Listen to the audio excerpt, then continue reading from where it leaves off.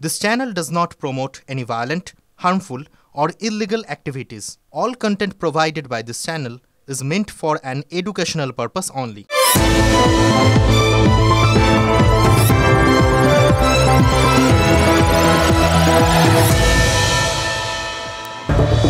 যারা বৃষ্টিতে ভিজেছিল তারা স্লোগান দিচ্ছিল।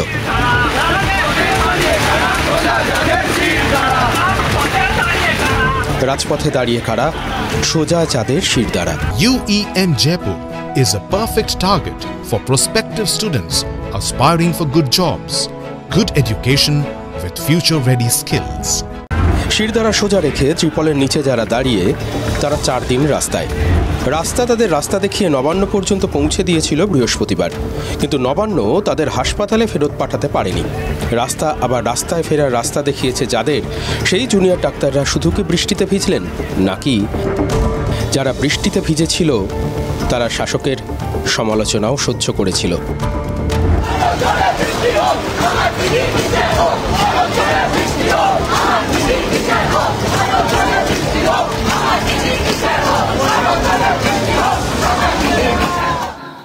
আরও জোরে বৃষ্টি হোক, আমার দিদির বিচার হোক। ওই বৃষ্টিতে ভিজতে ভিজতে আজ স্লোগান দিচ্ছিলেন জুনিয়র ডাক্তাররা। দেখুন, তিলোত্তমার এই ধর্ষণ আর খুনের পর আরজি করের ভেতরে যে আন্দোলনটা শুরু হয়েছিল, সেই আন্দোলন কিন্তু গত 4 দিন ধরে জায়গা বদল করেছে। আপাতত স্বাস্থ্য ভবনের সামনের রাস্তায় আন্দোলনের আস্তানা। আন্দোলন চলছে তো বটে, কতদিন চলবে? দেখুন, জুনিয়র ডাক্তাররা নিজেরাই বলছেন আজ তাদের আন্দোলনের চতুর্থী হয়ে গেল। আমরা কি দেখলাম? স্বাস্থ্য ভবনের সামনে ঢাক বাজছে। অকালবোধন। মুখ্যমন্ত্রী মানুষকে উৎসবে ফিরতে বলেছিলেন, জুনিয়র ডাক্তাররা রাস্তাতেই আন্দোলনের উৎসব চালিয়ে গেছেন, শুরু করে দিয়েছেন। কিন্তু চালিয়ে যাচ্ছেন কি করে, আর চালিয়ে যাবেন কতদিন? এই দুটোই তো এখন সব থেকে বড় প্রশ্ন। এই প্রশ্নের কারণ তো দুটো। এক, সুপ্রিম কোর্টের নির্দেশ রয়েছে যে কাজে যোগ দিতে হবে 9 সেপ্টেম্বর। মনে আছে, প্রধান বিচারপতির বেঞ্চ পরিষ্কার করে জানিয়ে দিয়েছিল এই জুনিয়র ডাক্তাররা কাজে যোগ দিন। কাজে যোগ না দিলে নির্দিষ্ট সময়ের মধ্যে রাজ্য ব্যবস্থা নিতে পারে। এবার দেশের শীর্ষ আদালত বলে দিয়েছে, তারপরে তো সেটাকে অমান্য করার কোনো জায়গা থাকে না। তারপরেও জুনিয়র ডাক্তাররা কি করে রাস্তায় রয়েছেন? কেন যে যার কাজের জায়গায় তারা ফিরে যাননি? একথা ভেবে অনেকেই অবাক হচ্ছেন। এখানেই আমার প্রশ্নের দ্বিতীয় কারণ। জুনিয়র ডাক্তাররা বলেছিলেন যে তাদের সুনির্দিষ্ট যে দাবিগুলো রয়েছে, সেই দাবি দাওয়াগুলো নিয়ে তারা মুখ্যমন্ত্রীর সঙ্গে আলোচনায় বসতে চান। তার মধ্যে যেমন মূল 5টা দাবির মধ্যে ওই তিলোত্তমার জন্য সুবিচার দাবি করা আছে, তেমনই তো সন্দীপ ঘোষকে সাসপেন্ড করে ওই প্রমাণ লোপাটের জন্য প্রত্যক্ষ বা পরোক্ষভাবে যারা যুক্ত বলে তারা মনে করছেন, প্রত্যেকের বিরুদ্ধে পশ্চিমবঙ্গ সরকারের ওই সার্ভিস রুল অনুযায়ী করা ব্যবস্থার দাবিও রয়েছে। আর রয়েছে কলকাতার পুলিশ কমিশনারের অপসারণ এবং কলকাতার ডিসি নর্থ এবং ডিসি সেন্ট্রালের বিরুদ্ধে শাস্তিমূলক পদক্ষেপের দাবি। এই দাবিগুলোর থেকেও জুনিয়র ডাক্তারদের আরও যে দুটো দাবি, চতুর্থ আর পঞ্চম, এই দুটো দাবি আমার মনে হচ্ছে কি জানেন তো, একেবারে লক্ষ্যভেদ করে গেছে। সমস্ত হাসপাতাল আর সরকারি স্বাস্থ্যকেন্দ্রে পর্যাপ্ত নিরাপত্তা ব্যবস্থা এবং সরকারি হাসপাতালে হুমকি সংস্কৃতির অবসান। কি মারাত্মক দুটো দাবি বলুন তো। জুনিয়র ডাক্তারদের এই দুটো দাবি মনে হচ্ছে রাজ্য সরকারকেই উল্টে ধর্ম সংকটে ফেলে দিয়েছে। এতদিন পর্যন্ত তারা তো একদম নিজেদের রাজধর্ম পালন করছিলেন। দেখুন, মুখ্যমন্ত্রী কালকে বলেছেন আমরা ব্যবস্থা নিতে পারতাম, স্মার্ট ব্যবহার করতে পারতাম, কিচ্ছু করিনি। আমি বয়োজ্যেষ্ঠ, ক্ষমা করতে রাজি আছি, ক্ষমা এখন অবধি করেও দিয়েছি, ওদের শুভ বুদ্ধির উদয় হোক। মানে যারা এরকমভাবে রাস্তায় অশুভ বুদ্ধির বশবর্তী হয়ে আন্দোলনটা চালিয়ে যাচ্ছেন, তাদের সুমতি হোক আর কি। সবকো সুমতি দে ভগবান। আজ সন্ধ্যেতেও জুনিয়র ডাক্তাররা বলেছেন তাদের এই 5টা দাবির থেকে তারা কোনোভাবেই সরছেন না। মানে সুবুদ্ধির, মানে সুমতির এখন অবধি কোনো রকম ইঙ্গিত তো দেখা যাচ্ছে না। আমাদের প্রথম দাবি ন্যায় বিচার এবং দ্রুত তদন্ত। কলেজে ভয়ের রাজনীতি, যা স্বাস্থ্যকর্মী সহ রোগী এবং রোগীর পরিবারকে অশেষ যন্ত্রণার সম্মুখীন করছে, তাকে সমূলে উৎপাদিত করতে হবে। মুখ্যমন্ত্রী বললেন তিনি সরকারি ক্ষেত্রে স্বাস্থ্য পরিষেবার আরও উন্নতি করতে চান। যারা স্বাস্থ্য ব্যবস্থার মাথায় বসে স্বাস্থ্য ব্যবস্থাতে দুর্নীতির ঘুঘুর ভাষা গড়ে তুলেছেন এতদিন ধরে, তাদের না সরিয়ে এ কাজ করা কখনোই সম্ভব নয়। প্রথম থেকেই আমরা আমাদের আন্দোলনকে যারা রাজনৈতিক উদ্দেশ্য প্রসূতভাবে ব্যবহার করতে চেয়েছেন তাদের বিরোধিতা করেছি। আমরা সুস্পষ্টভাবে যে কেউ একই উদ্দেশ্যে আমাদের আন্দোলনকে ব্যবহার করতে চাইলে তাদের জানিয়ে দিতে চাই, আমাদের আন্দোলনকে রাজনৈতিক উদ্দেশ্য প্রসূতভাবে ব্যবহার করতে চাইলে আমরা আগেও যে প্রতিক্রিয়া জানিয়েছিলাম সেই একই প্রতিক্রিয়া আবার জানাবো। এবার দেখুন, সবাই ভাবতেই পারেন যে এই দাবিগুলো তো তাই ছিল, আগেও তো এরকম দাবি করেছিলেন, এই বক্তব্য ছিল, আবার নতুন করে রোজ রোজ এরকম একই কথা বলার কি কারণ থাকতে পারে? কারণ অনেকেরই মনে হচ্ছিল যে এই দাবি ঠাবিগুলোর একটু পরিবর্তন হওয়া দরকার। এই দাবিগুলোর ঠিক একটু হারা উদ্দেশ্যে যেন দাবিগুলো, এটা কোনো রকমভাবে একটা নির্দিষ্ট কোনো একটা অভিমুখ আছে নাকি? এই যে কোথাও গিয়ে যে বলা হচ্ছে তিলোত্তমার জন্য শাস্তি, মানে তার বিচার চায়, বিচার কথাটা এটা তো অনেক বড় ব্যাপার।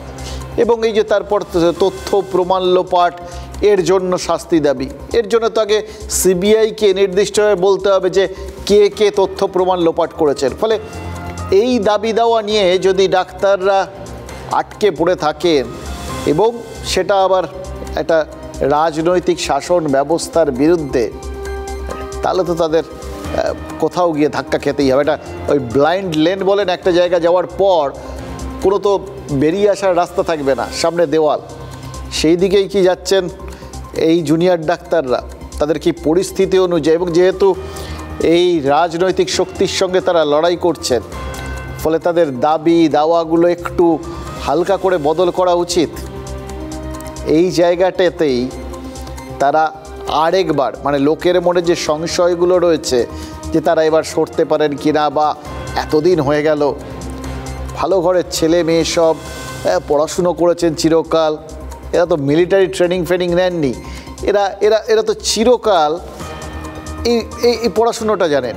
কিন্তু এরকম রোদে জলে এইভাবে ভিজতে টানা আন্দোলন করে যাওয়া, এটার জন্য তো শারীরিক এবং মানসিক জোর দুটো দরকার।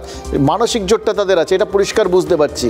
যারা পড়াশুনো করে এরকম একটা জায়গায় পৌঁছন এবং প্রত্যেক দিন ওই আপনার আমার জন্য যমরাজের সঙ্গে লড়ার শপথ নিয়ে বসে থাকেন, একদম হাতাহাতি করেন, তাদের মানসিক জোর সম্পর্কে আলাদা করে কোনো প্রশ্ন তোলাটা বোধহয় ঠিক নয়। ওটা আছে, কিন্তু তার বাদ দিয়ে বাকি যে জায়গাটা শারীরিকভাবে এইভাবে প্রতিকূল পরিবেশ পরিস্থিতি আবহাওয়া এর সঙ্গে লড়ে যাওয়াটা না সম্ভব? এই প্রশ্নগুলো অনেক মানুষের মনে রয়েছে, কেউ শুভানুধ্যায়ী, কেউ বা সুযোগ সন্ধানী।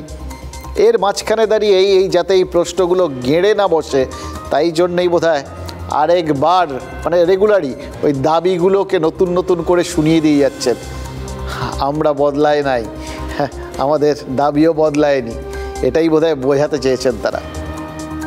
এবং তার মধ্যে যে দুটো দাবি ট্রাম্প কার্ড, সেটাও কিন্তু অপরিবর্তিতই আছে। হয়তো এই দুটো দাবির ওপরই তাদের এই মুহূর্তে সব থেকে বেশি জোর দিলে সব থেকে ভালো হওয়ার কথা আর কি, তারা দিচ্ছেনও। চতুর্থ আর পঞ্চম দাবিটা, অর্থাৎ ওই যে তাদের জন্য কাজের পরিবেশ, নিরাপত্তা, সুষ্ঠু ব্যবস্থা, এই যে দাবিগুলো, এই জায়গাটাতেই তারা না রাজ্য সরকারকে বেশ বেকায়দায় ফেলে দিয়েছেন। এই চতুর্থ আর পঞ্চম দাবির জন্যই জুনিয়র ডাক্তারবাবুরা কাজে যোগ না দিলেও তাদের বিরুদ্ধে রাজ্য কিন্তু কোনো ব্যবস্থা নিতে পারছে না। বলছে ক্ষমা সুন্দর, তারা ক্ষমা সুন্দর না হয়ে খুব উপায়ও কি থাকছে? সুপ্রিম কোর্ট যেরকম বলেছে যে বেঁধে দেওয়ার সময়ের মধ্যে জুনিয়র ডাক্তাররা কাজে যোগ না দিলে রাজ্য চাইলে ব্যবস্থা নিতে পারে, তেমনি তো সুপ্রিম কোর্টই বলেছে সব হাসপাতালে নিরাপত্তাটা সুনিশ্চিত করতে হবে এবং যেখানে যেখানে এই জুনিয়র ডাক্তারদের ওপর থ্রেট রয়েছে সেখানে সেখানে অভিযুক্তদের চিহ্নিত করে ব্যবস্থা নিতে হবে। অর্থাৎ সুপ্রিম কোর্ট এই ডাক্তারদের, জুনিয়র ডাক্তারদের ক্ষেত্রে দুখানা শর্ত দিয়েছে, একটা আরেকটার সাথে কিন্তু ইন্টারলিঙ্কড, আর এখানেই আটকে গেছে রাজ্য। দেখুন, তাদের আসল যে জায়গাটা, যে জোরের জায়গাটা এই ডাক্তারদের, সেটাও তো এটাই। আর যার জন্য রাজ্য যতই মুখে বলুক যে তারা কোনো রকম প্রতিহিংসামূলক ব্যবস্থা নিতে চান না, তারা সুযোগ দিচ্ছেন বাচ্চা বাচ্চা ছেলে মেয়ে তারা ফিরে আসুন, তারা বয়োজ্যেষ্ঠ, তাদের কাজ ধৈর্য ধরে অপেক্ষা করা, কিছু গায়ে না মাখা, তারা সেটাই করছেন। কিন্তু আসল ঘটনা হচ্ছে ব্যবস্থা নেওয়ার পথে অন্তরায় কি জানেন? মাদ্রাজ হাইকোর্টের অতীত নির্দেশ। মাদ্রাজ হাইকোর্ট এআইআর ওই 1990-91 রায়ে বলেছিল কোনো ঘটনায় একাধিক শর্ত থাকলে শুধু একটা শর্তের ওপর নির্ভর করে ব্যবস্থা নেওয়া যাবে না। 2021 সালেও সেই রায়কে মান্যতা দিয়েছে সুপ্রিম কোর্ট। এখানেও তো একটা শর্ত, বললাম না, আরেকটা শর্তের ওপর দাঁড়িয়ে রয়েছে। জুনিয়র ডাক্তারদের কাজের পরিবেশ যদি না তৈরি হয়, যদি তাদের নিরাপত্তা না থাকে, তাহলে তাদের কাজে যোগ দিতে রাজ্য বাধ্য করবে কি করে? সুপ্রিম কোর্টের নির্দেশ মানতে গিয়ে সেক্ষেত্রে তো সুপ্রিম কোর্টের পরামর্শকেই, আরেকটা পরামর্শকে, সেটাকে তো অগ্রাহ্য করতে হবে। দেখুন, তিলোত্তমার ঘটনার পর হাসপাতালে যদি নিরাপত্তাটা আঁটোসাঁটো হয়ে যেত, তাহলে তো সুপ্রিম কোর্টে ওই ব্যাপারে রাজ্যকে পদক্ষেপ করতে বলা হতো না, তাই না? আর জুনিয়র ডাক্তাররাও মুখ্যমন্ত্রীর সঙ্গে বৈঠকে যে 5 দফা দাবিতে কথা বলতে চেয়েছেন, সেই 5 দাবির মধ্যে এই দুটো শর্ত রাখতে পারতেন না? গতকাল নবান্নে বৈঠক করতে যাওয়ার আগে জুনিয়র ডাক্তারদের তরফে রাষ্ট্রপতিকে একটা চিঠি দেওয়া হয়েছে। সেই চিঠিতেও মূল অভিযোগটা কিন্তু ওই হাসপাতালে তাদের নিরাপত্তা সংক্রান্ত। তাহলে সেক্ষেত্রে সুপ্রিম কোর্টের কথা না শোনার দায়টাও তো রাজ্যকেই নিতে হবে, এবং সেটা আবার জুনিয়র ডাক্তারদের ডিভিডেন্ড দেওয়া হয়ে যাবে। জেনে বুঝে রাজ্য সেটা করতে পারে বলুন তো? মানে একটা ভুল চাল দিয়ে প্রতিপক্ষকে শক্তিশালী করার কাজটা রাজ্য কেন করতে যাবে? তা এমনিতেই বিপদ কি কম, অস্বস্তি কি কম পড়িয়াছে, আবার আর একটা জেচে বাড়ানোর তো কোনো মানে হয় না। অতএব অপেক্ষা করা ছাড়া কোনো গতি কিন্তু দেখা যাচ্ছে না।